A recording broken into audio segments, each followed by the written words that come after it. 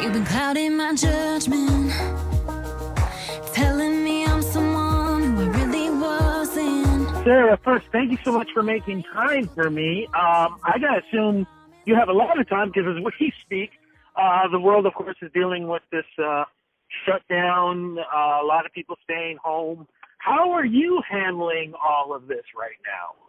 Yeah, I mean, kind of sucks that we weren't able to meet in person, but best to be healthy and safe. I've been good, just in my apartment, quarantined up, and just kind of using this time to, feel my creativity, write a lot. Yesterday I went on Instagram and played some unreleased songs for people since I couldn't perform this week. And I think a lot of artists are being really creative in that way, which I think is really great to see. That is amazing that you're doing that, and you're right. I've been seeing a lot of artists, and actually I've even seen some artists do a full, in actually a concert venue with nobody in there, doing full shows for people and streaming it. What's been the reaction like for fans and for folks who are, of course, stuck at home, but being able to watch your performance? What have been the comments been like?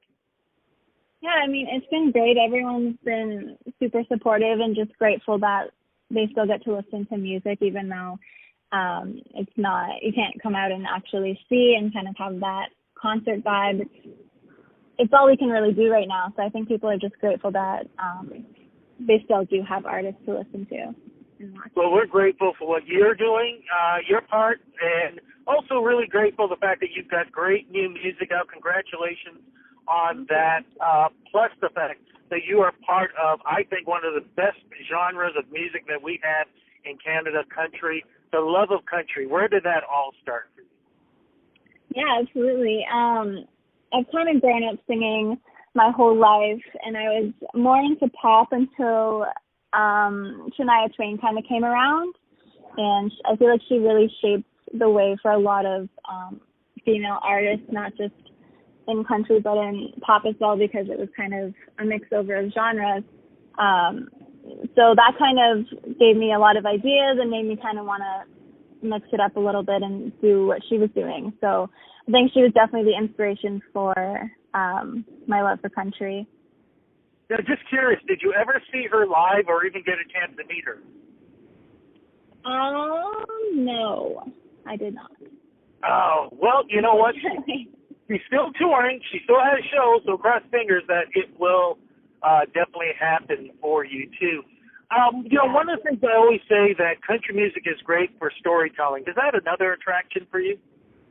Absolutely. I love writing, and I write all my own songs, and so I've always kind of written in a journal. I actually used to write short stories and stuff when I was younger, and so I feel like writing's always kind of came natural to me, and storytelling and all that. So yeah, that was definitely very appealing. Just curious, do you remember the first song, literally song, that you wrote and what it was about?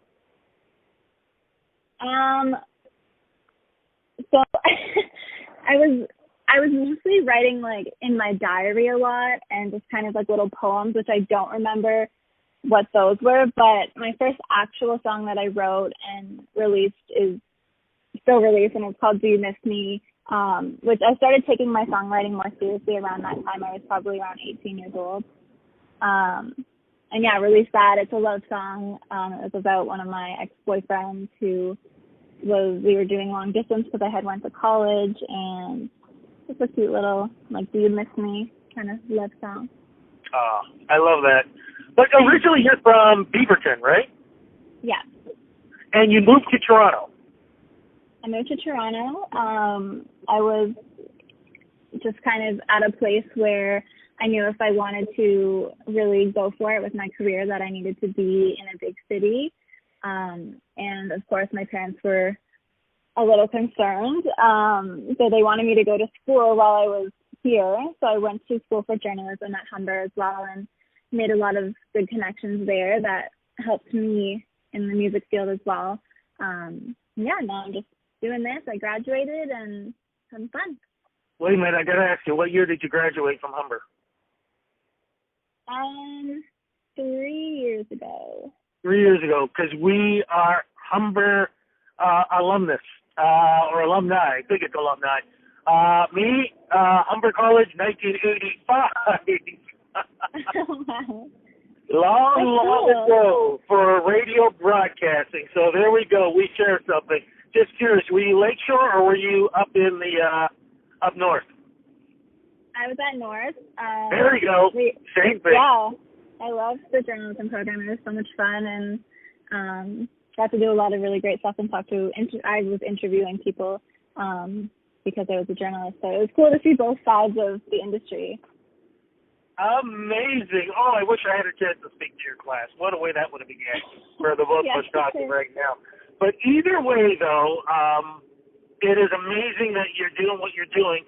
The move to Toronto, what did it actually do for your career in enhancing it? I think above everything else, it just gave me the motivation to actually do something about it, just because I felt kind of stuck in, excuse me, my small town. And I just felt that like there was so many opportunities for me here. So one of the first things I did was I went and sang at one of our talent shows. And then after that, I posted an ad on Kijiji, just asking people if they wanted to be in a band. And people messaged me, and it just all started happening. And it was really cool to be in the city, because I feel like that would never happen if I was in a small town. Who have you shared the stage with? Who are some of the artists that we know that you shared the stage with? I've opened up for Bobby Wills, Wes Mack, Leah Daniels. Yeah, lots of people like that. Amazing. Really great crop of people. As the years have been going on, especially in the last 3 years, how do you think your songwriting has changed? I think since I've been focusing a lot more on my songwriting the past couple of years, it's definitely grown. It's more mature, and I feel like every song I write, it just gets better and better.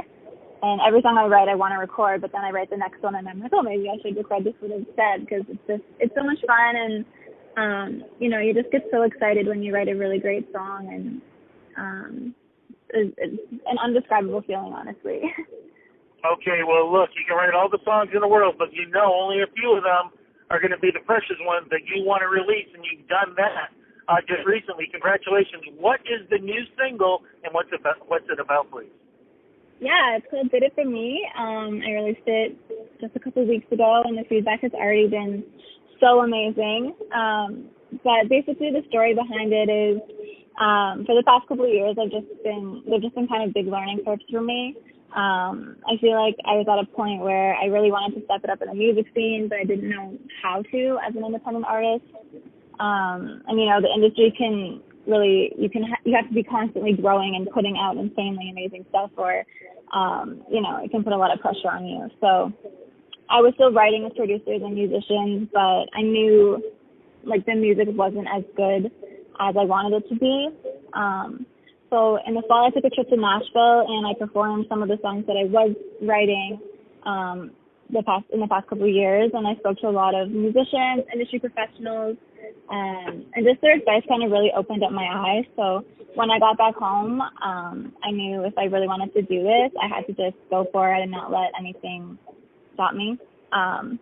So that's kind of where this song came from. I ultimately knew I had to make some decisions that would disappoint some people, but I knew I would be excited about music again, and that was the most important thing to me. And now I'm so happy I made a decision, and I wish I made it sooner, but definitely grateful for the learning curve, because if I didn't go through that situation, then I wouldn't have did it for me. And I did it for me.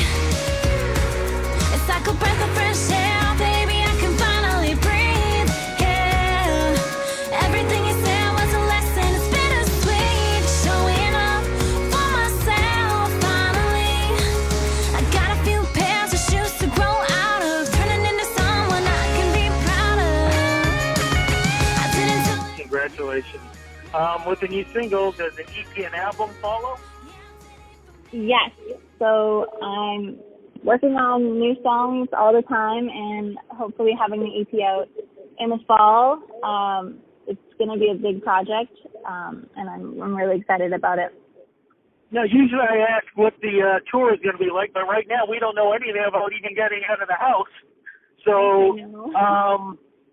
when you do get a chance, I'm assuming that you're probably still going to be working on what kind of show you want to do and things like that. What can we expect once the lift has happened and we can get back out there and enjoying live music?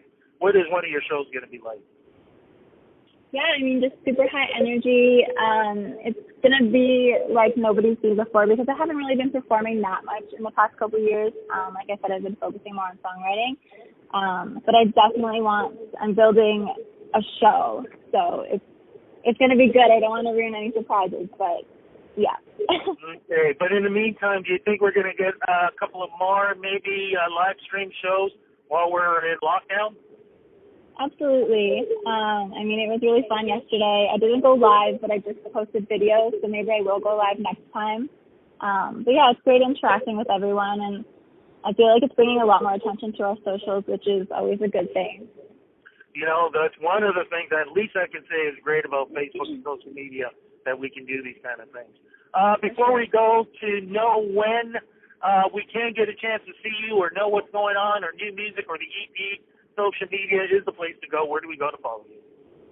Yeah, so I'm on Instagram at, you can just search Sarah Wickett, or it's Sarah with 2 H's and 2 W's.